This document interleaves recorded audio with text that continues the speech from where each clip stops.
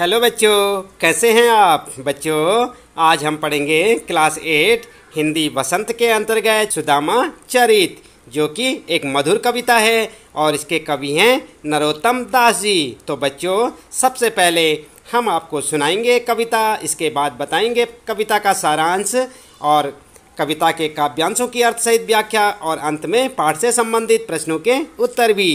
तो चलिए शुरू करते हैं, पढ़ते हैं कविता सुदामा चरित। और आइए हम आपको इसे गाकर सुनाते हैं कि किस प्रकार आप इस कविता का मधुर रूप से आनंद ले सकते हैं।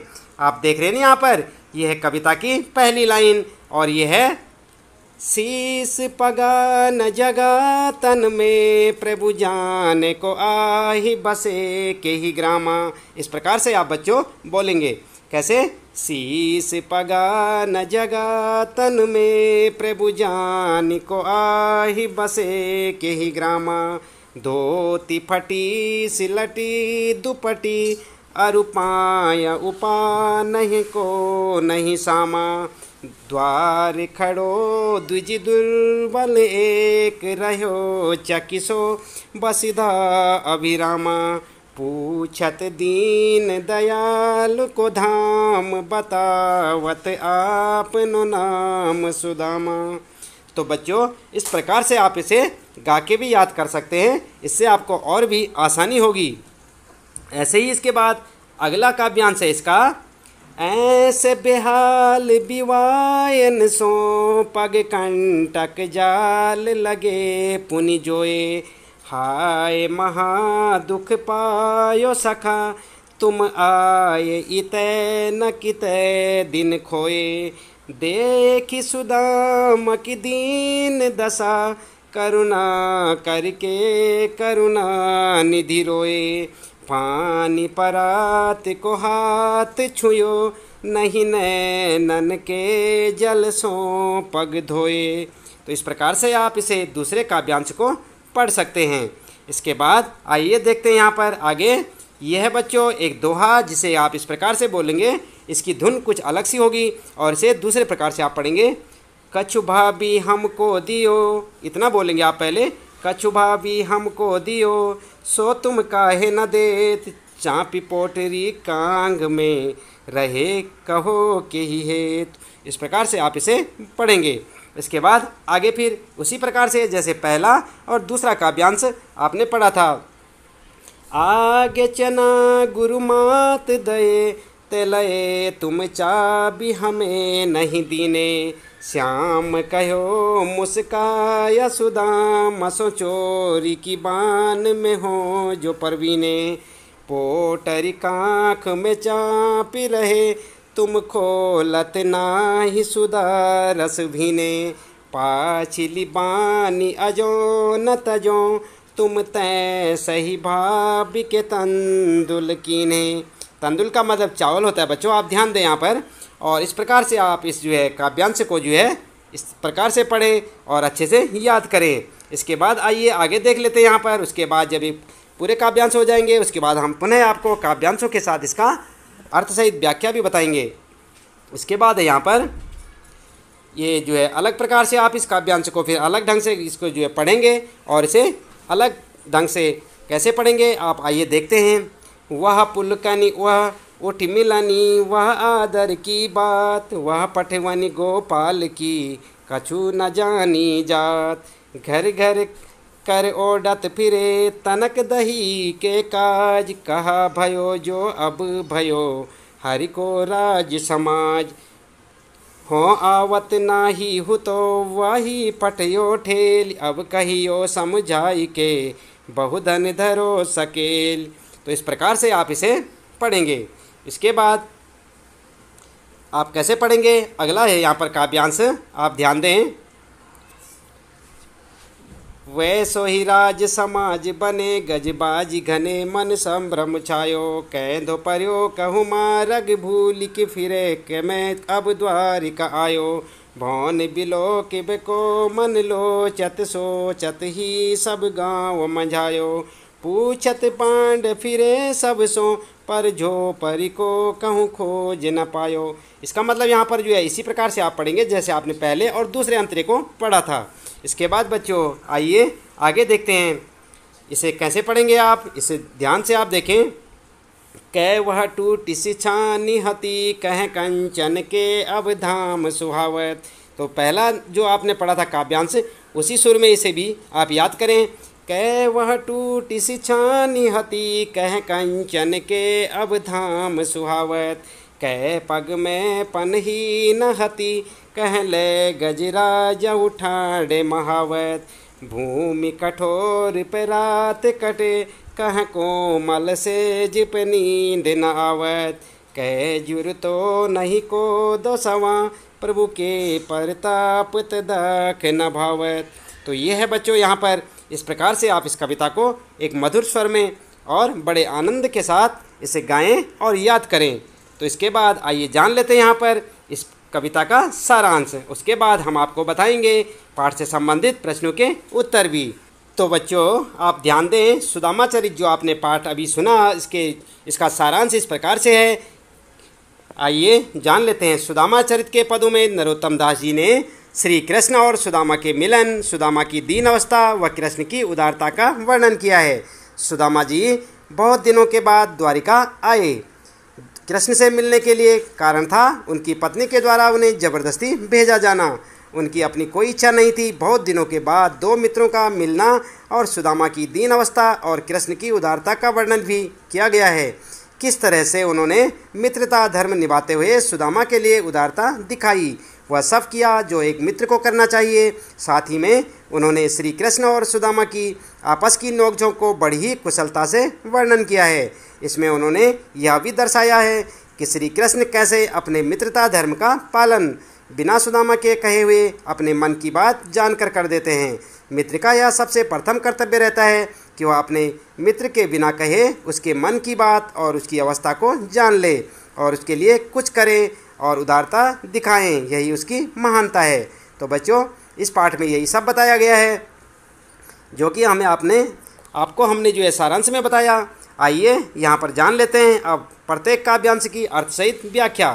तो आप देख रहे हैं यहाँ पर ये है सुदामा चरित आपका चैप्टर, और हम जो यहाँ पर कर रहे हैं आपके लिए अर्थ सहित व्याख्या।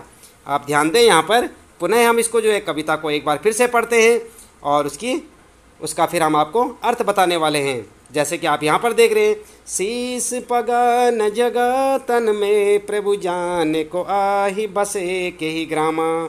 धोती फटी सिलटी दुपटी, अरुपाय उपानह को नहीं सामा।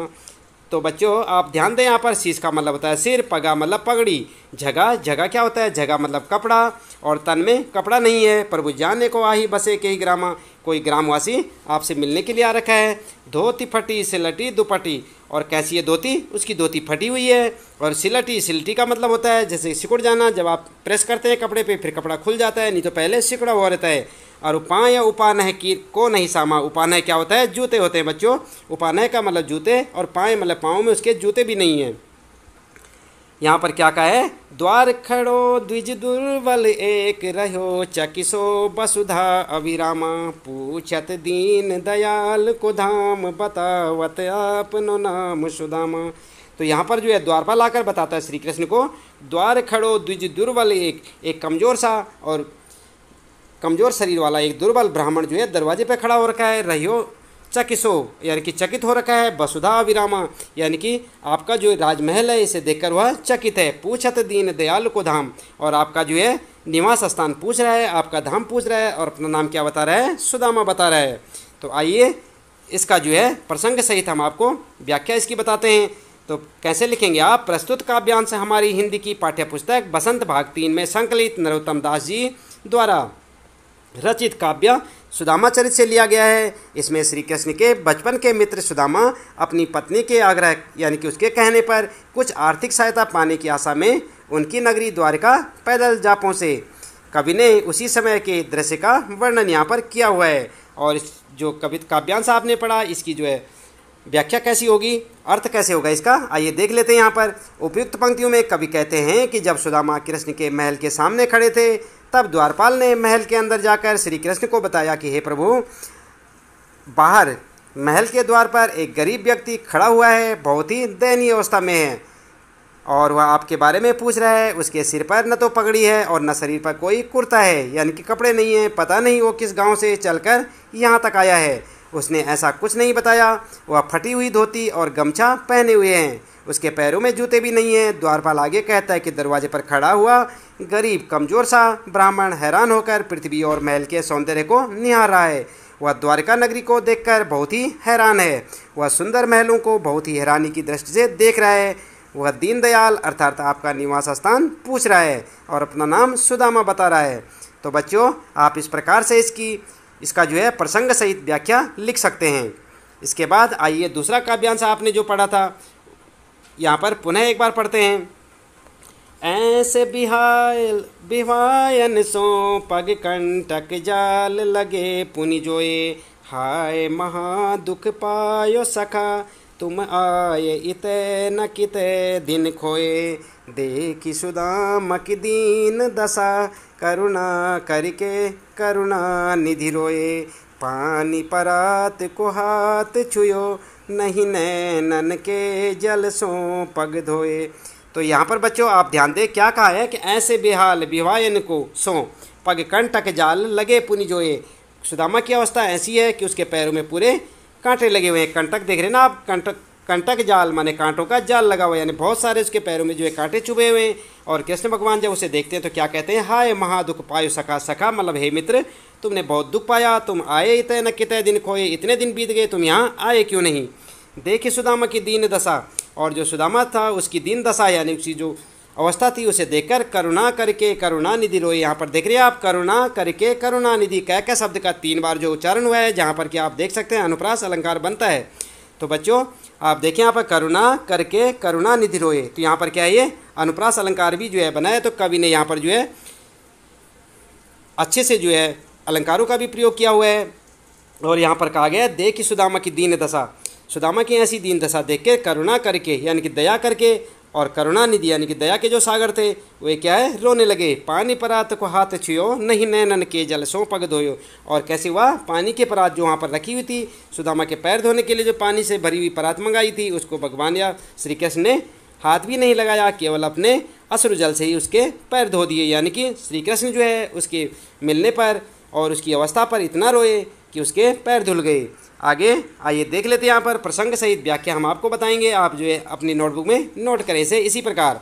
प्रसंग क्या होगा इसमें, प्रस्तुत काव्यांश है हमारी हिंदी की पाठ्य पुस्तक बसंत भाग 3 में संकलित नरोत्तम दास जी द्वारा रचित काव्य सुदामा चरित से लिया गया है। इसमें कृष्ण सुदामा के मिलन और सुदामा की दीन अवस्था व कृष्ण की उदारता का वर्णन है। इसके बाद आप करेंगे व्याख्या।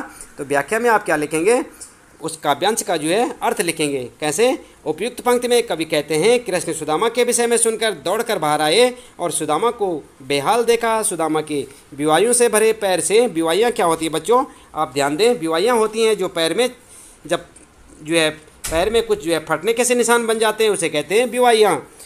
यानी कि कई बार जो है लोग यहाँ पर जो है अपनी भाषाओं में कहते हैं कि पैर फट गए हैं।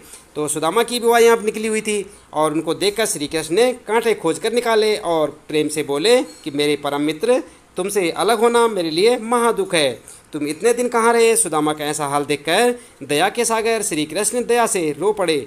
उन्होंने सुदामा के पैर धोने के लिए मंगाई परात को हाथ नहीं लगाया, बल्कि अपने आंसू के ही जल से पैर धो डाले। इस प्रकार से आप इसे लिखेंगे। इसके बाद है यहाँ पर काव्यांश तीसरा है आपका, कछु भाभी हमको दियो सो तुम काहे न दे, चापी पोटरी कांग में रहे कहो के ही है। तो यहाँ पर जो है श्री कृष्ण कहते हैं, आप देख रहे हैं यहाँ पर, कछु भाभी हमको दियो, जो सुदामा की पत्नी थी उसे जो है श्री कृष्ण ने भाभी करके संबोधित किया है कि भाभी ने कुछ हमारे लिए दिया है, सो तुम हमें क्यों नहीं देते हो। जो भाभी ने हमारे लिए दे रखा है उसे हमें क्यों नहीं देते हो। चापी पोटरी कांक में, और जो तुम्हारी कांक के नीचे जो तुमने पोटरी रखी हुई है बांध कर, वह तुम जो है किस लिए रखी हुई है। आगे लिखा है, आगे चना गुरु मात दये तेलये तुम चाबी हमें नहीं दीने, श्याम कहे मुस्काए सुदामा सो चोरी की बान में हो जो परवीने। यहाँ पर जो है बहुत अच्छा वर्णन किया है कवि ने कि आगे चना गुरु मात दिए। यहाँ पर जो है पुरानी बातों को याद करते हुए श्री कृष्ण कहते हैं कि जो गुरु माता ने हमें जो है क्या दिए थे, चने दिए थे। यहाँ पर आप देख सकते हैं, आगे चना गुरु माता दिए। एक बार जो है गुरु माता ने हमें जो है चने दिए थे। लए तुम चाबी हमें नहीं देने, तुमने अकेले ही उनको चबा लिया था या अकेले ही खा लिया था। श्याम कहे मुस्काए सुदामा सो, और मुस्कुरा कर सुदामा से बोलते हैं, चोर की बान में हो जो परवीने, यानी कि तुम चोरी करने में पहले से ही चतुर हो। पोटरी कांग में चाबी रहे तुम खोलत नाही सुधा रस भीने, पाचिली बानी अजो न तजो तुम तैसे ही भाभी के तंदुल कीनो। आगे यहाँ पर जो है कहा हुआ है कि पोटरी कांग में चाबी रहे, ऐसे ही ठीक उसी प्रकार तुम जो है अब भी जो है इस पोटली को जो है अपने कांख में जो है दबा के रखे हुए और नहीं खोलते हो। खोलत नाही सुधा रस भीने, जो अमृत के समान जो है तुल्य जो दाने हैं इनको जो है खोलते नहीं हो। पाछली बानी अजो न तजी, अभी तक तुम्हारी को पुरानी आदत नहीं गई है। तैसे ही भाभी के तंदुल की न, उसी प्रकार तुम भाभी के चावल को भी छुपा रहे हो। तंदुल का मतलब ध्यान दे आप चावल को कहते हैं बच्चों। इसके बाद आइए यहाँ पर देख लेते हैं प्रसंग आप कैसे लिखेंगे। प्रस्तुत काव्यांश हमारी हिंदी की पाठ्य पुस्तक बसंत भाग 3 में संकलित नरोत्तम दास जी द्वारा रचित काव्य सुदामा चरित से लिया गया है। इसमें कृष्ण सुदामा से शिकायत कर रहे होते हैं कि वह उसकी पत्नी द्वारा कृष्ण के लिए भेजी गई सौगात क्यों नहीं दे रहे हैं। तो आइए अर्थ लिखेंगे आप काव्यांश का। लिखेंगे आप व्याख्या। श्री कृष्ण कहते हैं कि मेरी भाभी ने जो मेरे लिए भेजा है वह तुम मुझे क्यों नहीं दे रहे हैं। मेरे लिए लाई पोटली को बगल में क्यों छिपा रहे हो। कृष्ण उस पर ताना मारते हुए कहते हैं, जैसे उसने बचपन में उनकी गुरु माँ द्वारा दिए चने उसे न देकर खुद खा लिए थे, वैसे ही वह अब भी उनके तोहफे को उन्हें क्यों नहीं दे रहे हैं। क्या वह चोरी करने में कुशल हो गए हैं। कृष्ण जी कहते हैं कि वह क्यों पोटली छिपा रहे हैं, उसे निकाल कर क्यों नहीं देते। उसमें से कितनी सुगंधित अमृत की खुशबू आ रही है। क्या उनकी पिछली आदत नहीं छूटी है जो भाभी द्वारा भेजा तोहफा छिपा रहे हैं। तो बच्चों इस प्रकार से आप इसका अर्थ लिखेंगे। इसके बाद आइए देख लेते हैं यहाँ पर काव्यांश चौथा। ये जो है आप इस प्रकार से पढ़ेंगे। वह पुलकनी वह उठ मिलनी वह आदर की बात, वह पटवनी गोपाल की कछु न जानी जात। घर घर ओढ़त फिरे घर घर कर ओढ़त फिरे, तनक दही के काज। कहा भयो जो अब भयो हरि को राज समाज, हो आवत नाही हो तो वही पट्ठियो ठेली। अब कहियो समझाई के बहु धनी धरो सकेली। तो इसमें बच्चों आप किस प्रकार से प्रसंग लिखेंगे इसका कि प्रस्तुत काव्यांश हमारी हिंदी की पाठ्य पुस्तक बसंत भाग 3 में संकलित नरोत्तम दास जी द्वारा रचित काव्य सुदामा चरित से लिया गया है। इस पद में कृष्ण सुदामा को खाली हाथ भेज देते हैं। इस बात पर सुदामा को बहुत दुख होता है। और अर्थ लिखेंगे आप। उपयुक्त पंक्तियों में सुदामा सोच रहे हैं कि जब वे कृष्ण के यहाँ पहुँचे थे तब तो उन्होंने बड़ी प्रसन्नता दिखाई थी, वे उठकर गले मिले थे और सुदामा को बहुत आदर भी दिया था। पर विदाई के अवसर पर इस तरह खाली हाथ भिजवाने की बात सुदामा को कुछ समझ नहीं आ रही थी। वास्तव में कृष्ण ने सुदामा को उनके 2 मुट्ठी चावल खाते ही 2 लोगों की धन दौलत दे डाली थी, जिसे सुदामा बिल्कुल अनजान थे। सुदामा कृष्ण के बचपन को याद करके सोचते हैं, यह वही कृष्ण है जो थोड़ी सी मांगने के लिए घर घर हाथ फैलाया करता था। थोड़ी सी दही मांगने के लिए घर घर हाथ फैलाया करता था। यहाँ पर आप लिखेंगे जो थोड़ी सी दही या माखन लिख सकते हैं आप, मांगने के लिए घर घर हाथ फैलाया करता था। भला हुआ उन्हें क्या देंगे। सुदामा तो पहले ही से माखन चोर कृष्ण को जानते थे, पर उनकी पत्नी ने ही उन्हें जीत करके यहाँ भेजा था। सुदामा बहुत नाराज थे और सोच रहे थे अब जाकर वे अपनी पत्नी से कहेंगे कि बहुत धन मिल गया है, अब इसे संभाल कर रखो। वे यहाँ आना नहीं चाहते थे। अब हालत यह थी कि जो चावल वे मांग कर लाए थे वह भी कृष्ण ने ले लिए थे। बदले में खाली हाथ वापसी हुई। इसके बाद बच्चों 5वां काव्यांश यहाँ पर। वैसे ही राज समाज बने गजबाजी घने, मन संभ्रम छायो कह दो पर्यो कहूँ माँ रग भूल की फिरे। कै मैं अब द्वारिका आयो भौन बिलो किब को मन लोचत सोचत ही सब गाँव मंझायो। पूछत पांड फिरे सब सो पर जो परी को कहूँ खोज न पायो। यहाँ पर जो है कवि ने बहुत अच्छा वर्णन किया है। यहाँ पर आप ध्यान दें प्रसंग में। यहाँ पर आप लिख सकते हैं कि प्रस्तुत काव्यांश हमारी हिंदी की पाठ्य पुस्तक बसंत भाग 3 में संकलित है। नरोत्तम दास जी द्वारा रचित काव्य सुदामा चरित से लिया गया है। प्रस्तुत पद में श्री कृष्ण द्वारा सुदामा को धन दान से परिपूर्ण कर देने का वर्णन यहाँ पर किया गया है। और अर्थ होगा सुदामा ने अपने गांव में जाकर देखा कि वहाँ द्वारिका जैसा ही ठाट बाट है, वैसा ही राज समाज है। वहाँ उसी प्रकार के हाथी घोड़े थे जैसे द्वारिका में थे। इससे उसके मन में भ्रम सा छा गया। सुदामा को लग रहा था कि वे भूलकर फिर से द्वारिका ही लौट आए हैं। वे शायद रास्ता भूल गए हैं। वहाँ भी द्वारिका जैसे भव्य महल बने हुए थे। सुदामा के मन में उन महलों को या उन भवनों को देखने का लालच आ रहा था। यही सोचकर वे गांव के बीच में चले गए। वहाँ जाकर सुदामा ने सभी से अपनी झोपड़ी के बारे में पूछा, पर वे अपनी झोपड़ी को खोज नहीं पाए। वास्तव में उनकी झोपड़ी के स्थान पर श्री कृष्ण की कृपा से भव्य महल दिखाई दे रहे थे। उनका पूरा गांव ही अलौकिक आभा से चकाचौंध हो रहा था, जिनके कारण सुदामा भ्रमित हो रहे थे। श्री कृष्ण ने उनकी बिना बताए ही सहायता कर दी थी। इसके बाद काव्यांश 6 है यहाँ पर। कह वह टूटी सी छानी हती, कह कंचन के अब धाम सुआवत, कह पग में पन ही न हती, कह ले गजराज उठाड़े महावत, भूमि कठोर परात कटे, कह कोमल सेज पर नींद न आवत, कह जुर तो नहीं को दिसवा, कह प्रभु के प्रताप ते दाख न भावत। तो आप यहाँ पर जो है इसको पढ़ें और उसके बाद किस प्रकार से लिखेंगे। प्रस्तुत काव्यांश हमारी हिंदी की पाठ्य पुस्तक बसंत भाग 3 में संकलित नरोत्तम दास जी द्वारा रचित काव्य सुदामा चरित से लिया गया है। प्रस्तुत पद में श्री कृष्ण सुदामा द्वारा सुदामा को धन धान्य से परिपूर्ण कर देने का वर्णन किया गया है। और अर्थ लिखेंगे आप। कवि बताते हैं कि कहाँ तो सुदामा के पास टूटी फूटी सी फूस की यानी घास फूस की झोपड़ी थी और कहाँ अब स्वर्ण महल सुशोभित हो रहे हैं। पहले तो सुदामा के पैरों में जूतियाँ तक नहीं होती थी और कहाँ अब उनके महल के द्वार पर महावत यानी कि जो हाथी चलाने वाले होते हैं के साथ हाथी खड़े रहते हैं। महावत आप जानते हैं ना, जो हाथियों को चलाते हैं उन्हें कहते हैं महावत, अर्थात सवारी के साधन उपलब्ध हैं। पहले कठोर धरती पर रात काटनी पड़ती थी, कहाँ अब सुकोमल सेज पर नींद नहीं आती है। कहाँ पहले तो यह हालत थी कि उन्हें खाने के लिए घटिया किस्म के चावल भी उपलब्ध नहीं थे और कहाँ प्रभु की कृपा से उन्हें किशमिश मुनक्का उपलब्ध हैं, फिर भी वे अच्छे नहीं लगते। इस पाठ से संबंधित प्रश्नों के उत्तर अभ्यास प्रश्न उत्तर में आप देख सकते हैं बच्चों। यहाँ पर पहला प्रश्न है आपका, सुदामा की दीन दशा देखकर श्री कृष्ण की क्या मनोदशा हुई, अपने शब्दों में लिखिए। तो उत्तर कैसे लिखेंगे आप बच्चों।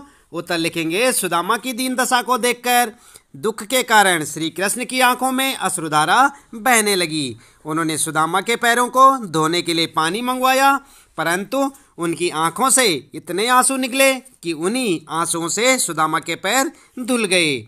ठीक है ना बच्चों। तो इस प्रकार से आप इस पहले प्रश्न का उत्तर लिखेंगे। इसके बाद दूसरा प्रश्न है बच्चों, आप अपनी पाठ्य पुस्तक में देख सकते हैं। दूसरा प्रश्न इस प्रकार से है, पानी परात को हाथ छुयो, नहीं नैनन के जल सौ पग धोए। फिर से पढ़े आप, पानी परात को हाथ छुयो, नहीं नैनन के जल सौ पग धोए। पंक्ति में वर्णित भाव का वर्णन अपने शब्दों में कीजिए। तो क्या उत्तर लिखेंगे आप, कैसे करेंगे अपने शब्दों में। उत्तर लिखेंगे, प्रस्तुत दोहे में यह कहा गया है कि जब सुदामा दीनहीन अवस्था में श्री कृष्ण के पास पहुंचे तो कृष्ण उन्हें देखकर व्यथित हो उठे। श्री कृष्ण ने सुदामा के आगमन पर उनके पैरों को धोने के लिए परात में पानी मंगवाया, परंतु सुदामा की दुर्दशा देखकर श्री कृष्ण को इतना कष्ट हुआ कि वे स्वयं रो पड़े और उनके आंसुओं से ही सुदामा के पैर धुल गए, अर्थात परात में लाया जल व्यर्थ हो गया। इस प्रकार से आप दूसरे प्रश्न का उत्तर लिख सकते हैं। आप इन्हें अपनी नोटबुक में नोट करें और अच्छे से याद भी करें बच्चों, ताकि आपको परीक्षा के समय किसी परेशानी का सामना ना करना पड़े। आपको याद दिला दें बच्चों, इसके साथ साथ इस पाठ का जो भावार्थ है हमने दूसरी वीडियो में डाल रखा है, जिसका लिंक हम आपको इस वीडियो के डिस्क्रिप्शन बॉक्स में दे देंगे। तो आप जो वहाँ पर से सुदामा चरित्र पाठ का भावार्थ भी लिख सकते हैं। आइए इसके बाद पढ़ते हैं। यहाँ पर तीसरा प्रश्न है बच्चों, चोरी की बान में जो हो परवीने। यहाँ पर देख रहे हैं ना आप बच्चों, चोरी की बान में हो जो परवीने। उपयुक्त पंक्ति कौन किससे कह रहा है और ख है इस कथन की पृष्ठभूमि स्पष्ट कीजिए। और ग में लिखा है इस उपालंब यानी शिकायत के पीछे कौन सी पौराणिक कथा है। तो इसका उत्तर किस प्रकार से लिखेंगे। सबसे पहले देखेंगे आप क का उत्तर, उपयुक्त पंक्ति श्री कृष्ण अपने बाल सखा सुदामा से कह रहे हैं। उसके बाद ख प्रश्न का उत्तर में लिखेंगे बच्चों आप, अपनी पत्नी द्वारा दिए गए चावल संकोचवश सुदामा श्री कृष्ण को भेंट स्वरूप नहीं दे पा रहे हैं, परंतु श्री कृष्ण सुदामा पर दोषारोपण करते हुए इसे चोरी कहते हैं और कहते हैं कि चोरी में तो तुम पहले से ही निपुण हो। ठीक है ना बच्चों। तो इस प्रकार से आप इन क और ख दो प्रश्नों के उत्तर लिख सकते हैं। बात करते हैं ग प्रश्न की। जैसे कि आप यहाँ पर देख सकते हैं कि इस जो उपालंब यानी शिकायत के पीछे कौन सी पौराणिक कथा है। तो आइए देखते हैं यहाँ पर क्या उत्तर लिखेंगे आप। उत्तर लिखेंगे आप ग में लिखेंगे, बचपन में जब कृष्ण और सुदामा साथ साथ संदीपन ऋषि के आश्रम में अपनी अपनी शिक्षा ग्रहण कर रहे थे। ध्यान दें बच्चों आप, सुदामा और श्री कृष्ण जहाँ पर पढ़ते थे वहाँ पे गुरु का नाम क्या था, संदीपन ऋषि।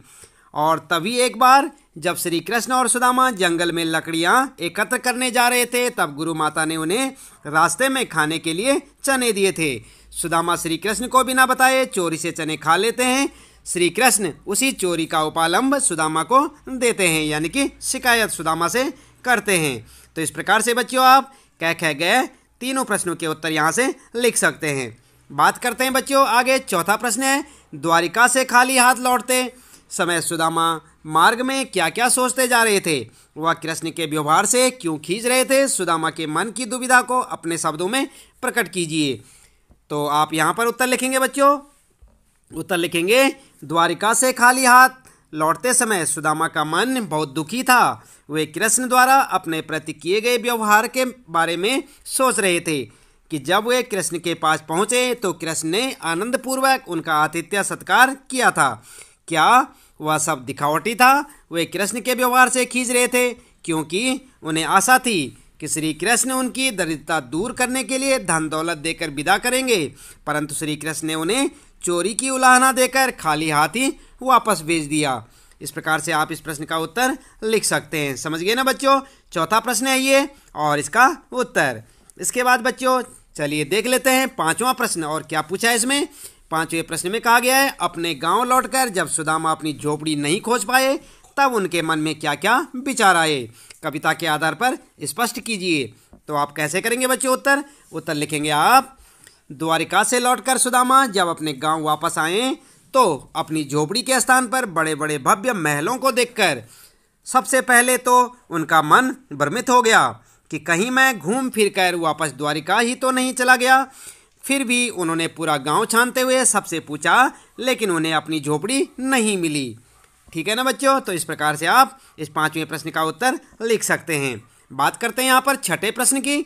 तो छठे प्रश्न में पूछा गया है बच्चों, निर्धनता के बाद मिलने वाली संपन्नता का चित्रण कविता की अंतिम पंक्तियों में वर्णित है, उसे अपने शब्दों में लिखिए।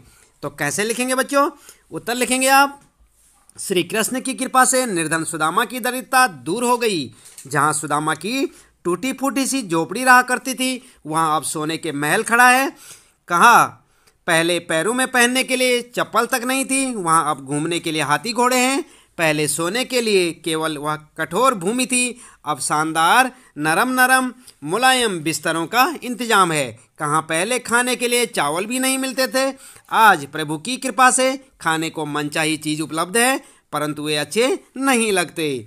ठीक है ना बच्चों? तो इस प्रकार से आप इस छठे प्रश्न का उत्तर लिख सकते हैं। इसके बाद बात करते हैं बच्चों भाषा की बात, जो कि आपकी पाठ्यपुस्तक में आप देख सकते हैं। भाषा की बात में, पानी परात को हाथ छुयो नहीं नैनन के जल सौ पग धोए। आप पढ़ रहे हैं एक कविता की पंक्ति, इसमें क्या कहा गया है? ऊपर लिखी गई पंक्ति को ध्यान से पढ़िए। इसमें बात को बहुत अधिक बढ़ा चढ़ाकर चित्रित किया गया है। जब किसी बात को इतना बढ़ा चढ़ाकर प्रस्तुत किया जाता है, वहाँ पर अतिशयोक्ति अलंकार होता है। आप भी कविता में से एक अतिशयोक्ति अलंकार का उदाहरण छांटिए।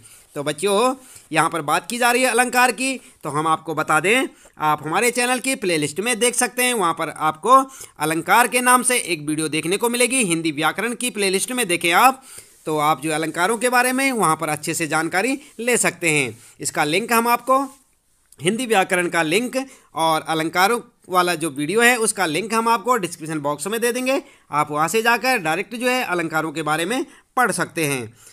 इसके बाद यहाँ पर उत्तर में क्या लिख सकते हैं बच्चों? आप उत्तर में लिखेंगे, कै वह टूटी सी छानी हती कहा कंचन के अब धाम सुहावत। इस प्रकार से आप दूसरा उदाहरण दे सकते हैं। यहाँ भी अतिशयोक्ति अलंकार है कि कहाँ जो है टूटी फूटी झोपड़ी थी और कहाँ अब जो है कंचन यानी कि जो सोने चांदी के महल बने हुए हैं। टूटी सी झोपड़ी के स्थान पर अचानक कंचन के महल का होना अतिशयोक्ति अलंकार है। ठीक है ना बच्चों? तो अलंकारों के बारे में जानकारी आप जो हमारे चैनल की प्लेलिस्ट, हिंदी व्याकरण वाली प्लेलिस्ट में से देख सकते हैं। तो बच्चों इसके साथ ही इस पाठ से संबंधित प्रश्नों के उत्तर यहाँ पर समाप्त होते हैं। उम्मीद है कि आपको अच्छे से समझ आए होंगे। और इसी प्रकार बच्चों सभी पाठों के क्लास 8 हिंदी वसंत के सभी पाठों को प्रश्न उत्तर जानने के लिए और पाठों का भावार्थ, सारांश आदि पढ़ने के लिए आप हमारे चैनल को सब्सक्राइब करें और लगातार देखते रहें वीडियो और जुड़े रहें हमारे साथ। तो आज के लिए बच्चों इतना काफ़ी है। मिलते हैं अगली वीडियो में अगले पाठ के प्रश्नोत्तरों के साथ।